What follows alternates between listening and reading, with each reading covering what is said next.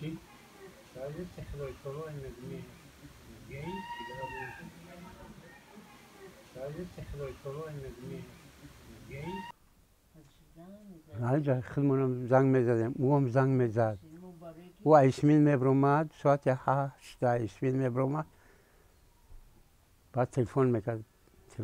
که چخیل وضعیت ها چخیل سلامتی چخیل همه تینجا میگتیم او سوزه نغزه بعد میگتیم چخیلی آخه ولی چرا نمیوی سفر علی بیو میگفت که خیلی هم میوم نصیب باشه میوم میگفت دیگه هم کسی نیومد خوی دیگه هم خوی وارد دشمن بود خوی چلشید نشید که امی خما خواهش داریم که فرزندان ما رو بگردن بیارن همین پریزی مثلا گفتید که شما خودتون بیمار هستید پسرتون گفتمش اول نگفتمش دلم نشد مرغان میخواد چی میکنه حکی من گرفت میگم که بچم تری گریجه دارم گریجه ما باید بگیرم من بخدا چجور میام خدا میبرم گریجه تا میگه جیغ نشه پر در تیم نمیکرد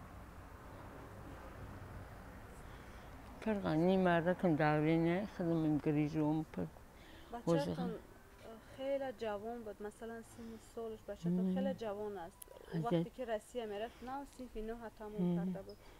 کوشش نکردین که نمونین روسیه رفتن مثلا که ما رو شبون بچه دختر جان کن وضعیت بیزی دوشیم های من باورگی داشتم اون گولک که چتی پتی که نباید بیره نباید گپوی زیوتی نمیزد بلا زخشگاه میزد میخندید جوش میشید آخر میکرد یادم میکرد تای بچه چکی نباید باورگی داشتیم که ما یودم خیلی باید یکون کاری بیره نکنه با فکر شما همین بچه‌تون سبب رفتنش چی است با فکر شما؟ برای وضعیت هم بیزی بود با درجه وضعیتی بیزی داشتیم چند بکنیم سوریه رفتست میگن یا عراق رفتست میگن مثلا چی بود چی سبب شده میتوند که برود بچه شما با فکر شما همچون مادر خیلی نمیدونم جمعی شما ممکن که یور فن که بوده گنی گلکویش نفهمدن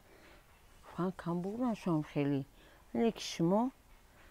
چی کنین روز مقصد بتین های اودم ملیسا آمد گفتیم دیگه زوره جگیش که این که خیلی ایلود باشه همی فرزنده ما را بیارین خیلی یکون بیرهگی نداشت یکون چتیگری نداشت خیلی با فریب کم بودن شو